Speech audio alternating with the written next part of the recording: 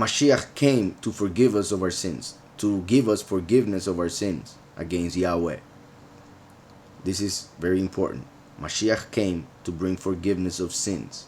And he himself says at the end of times being the end of the 6th millennium, when we are about to enter the Shabbat, the rest from sin. That is why he says this in the congregation that represents entering the 7th millennium, which is pretty much the time when Yahweh Elohim told Cain these words. So in the same time, meaning Yahweh made the world, the creation, in 6 days, and then the 7th rested, to represent 6 millenniums, and then a 7th millennium of rest on this earth through his kingdom being established on it already.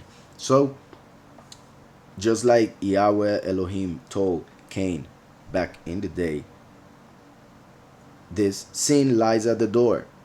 Sin lies at the door, is crouching at the door, hoping for the person to give it a little entrance, to open a little bit, so that he can attack, so that he can enter and take control of the person.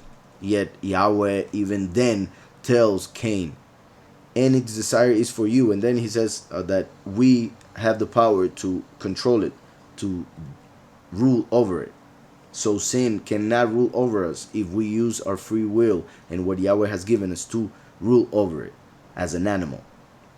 So sin is like an animal because it comes from fallen angels who gave image and likeness to the animals.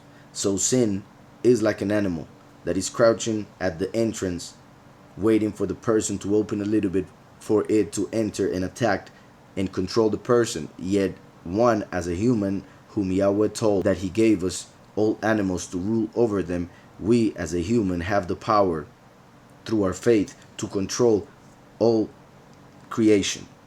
So this is key. Sin lies at the door and its desire is for you.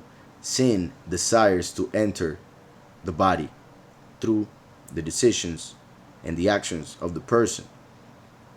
It is waiting there to enter, to have pleasure through the flesh of the person.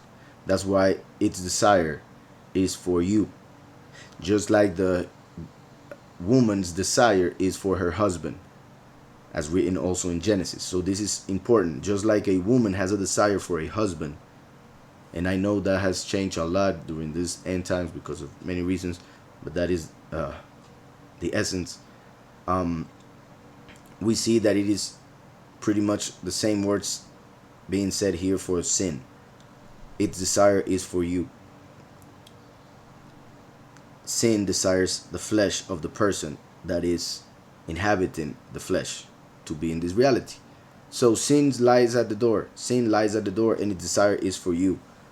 On the other hand, at the end of times, when it comes to the day of Yahweh, instead of that day of 24 hours represented by Kronos, Saturn, who was given also a title as Elohim, now we have Yahweh talking through Mashiach saying, I stand at the door and knock. So there is sin, which is like a beast. Alright, I think we're back. Hopefully we're back. So as I was saying, sin lies at the door and its desire is for you. In contrast to it, we find Mashiach, Yahweh talking through Mashiach. So Yahweh talking through Mashiach says, I stand at the door and knock. So sin crouches like a beast. Is not knocking, is just waiting for the door to be open to enter and attack, take over.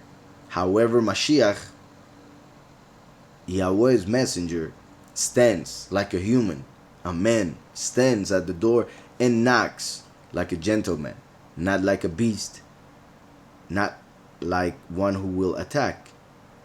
If anyone hears my voice, meaning the second manifestation, the doctrine, the testimony, and opens the door, Mashiach said, I am the door.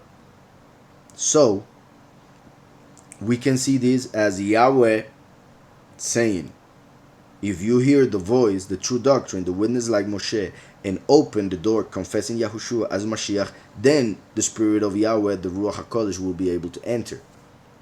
If anyone hears my voice, the last, and opens the door, the first, I will come in to him and dine with him, become one, and he with me.